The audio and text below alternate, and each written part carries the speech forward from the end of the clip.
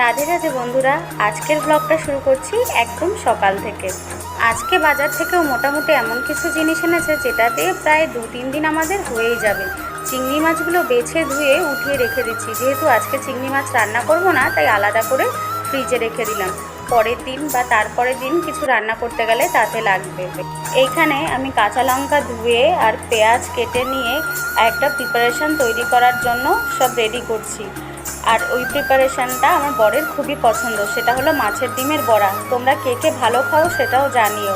মাছ আনবে আর মাছের ডিম আনবে না এরকম কখনো হয়ই না, ও আলাদাভাবে সবসময় নিয়ে আসে। আর গরম গরম বড়া ভাজা ভাতের সাথে খাওয়ার আগে ও এমনিই তুলে খেয়ে নেয়। তো যাই হোক, এটা এখন মেখে রেখে দেবো, আর দুপুরে খাওয়ার আগে তখন ভাজবো। আর কিছু টাটকা ঝিঙেও এনেছিল, সেগুলো সরিয়ে রেখে এখন ইলিশ মাছ ভাবার প্রস্তুতি চলছে। অনেক দিন ধরেই ইলিশ মাছ খেতে ইচ্ছা করছিল, তাই আজকে বাজার থেকে নিয়ে এসেছে। আর